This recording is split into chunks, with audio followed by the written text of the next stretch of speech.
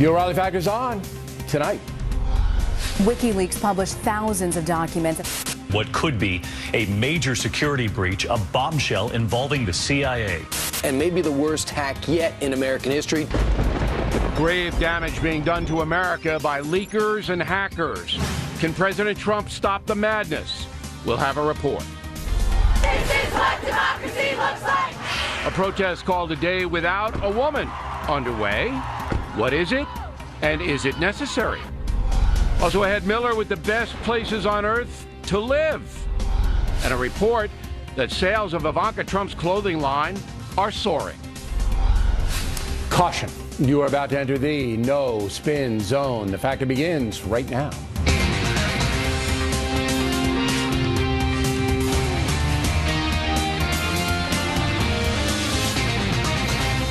Hi, I'm Bill O'Reilly. Thanks for watching us tonight. Treason in the air. That is the subject of this evening Talking Points memo.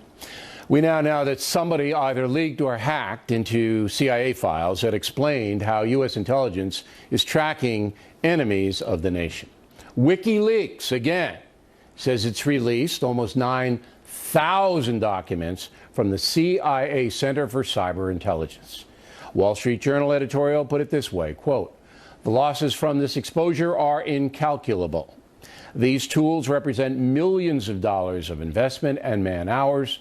Many will now be rendered moot as terrorists or foreign agents abandon traceable habits," unquote. So again, ISIS, Al-Qaeda, other killers now know how the USA is tracking them. Therefore, the leaks are a treasonous act. According to the Reuters news agency, the CIA breach happened during the Obama administration. The Factor has learned that some of the computer systems used by the CIA are more than 40 years old, easily hacked into, easy targets of theft.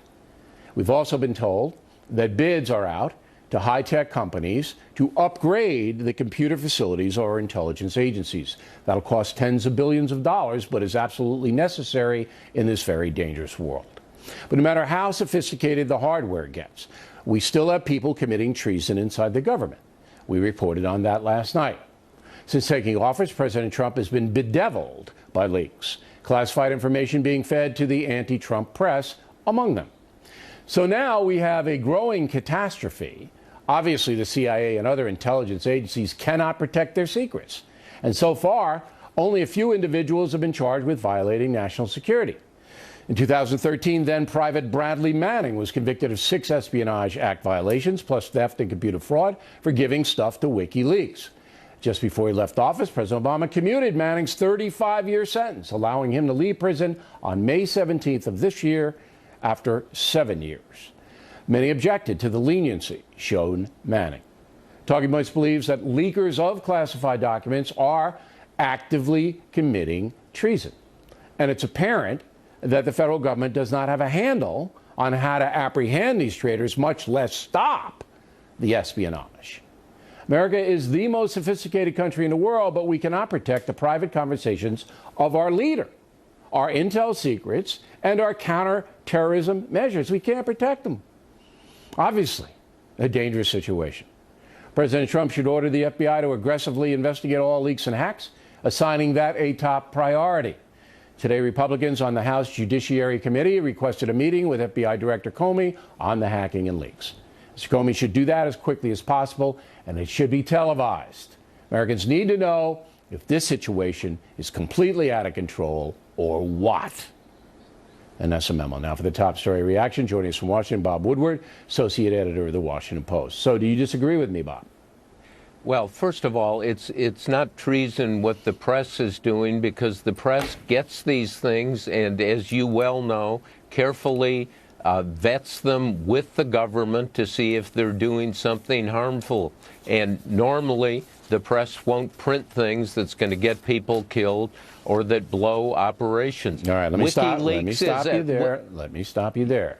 That's the way it used to be. It's not that way anymore because of the internet. All right? You know, one of the big stories of the fall was an internet site putting out this raw, unsubstantiated stuff on Trump that said horrible things about him and some alleged Russian transgressions. So it's not that way anymore. That maybe your newspaper does it, And maybe the Fox News channel does it, but the internet doesn't do it. And that's where these leaks are going.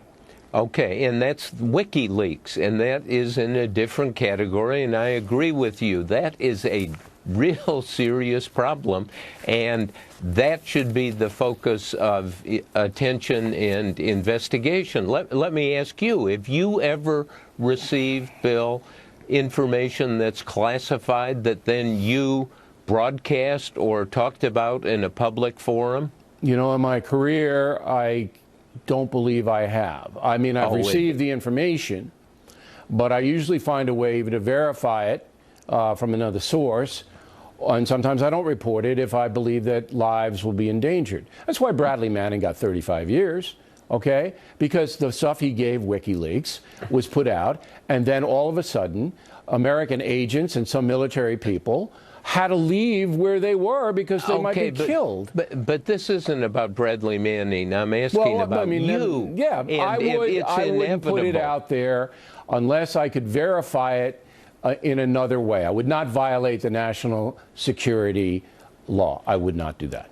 Okay, but it's impossible to report on foreign affairs or intelligence or what the Pentagon is doing and not deal with classified information. I don't believe that is. You can get people. I know that's true. Look, here's what I have done. I've got people in high levels and put them in shadow. I did an investigation on the Bradley fighting vehicle for ABC News, all right, that the cost overruns were unbelievable, that there was theft all over the place, and that some active military people were profiting. And I put my guys in shadow who gave it to me, that couldn't identify him, voice distorted.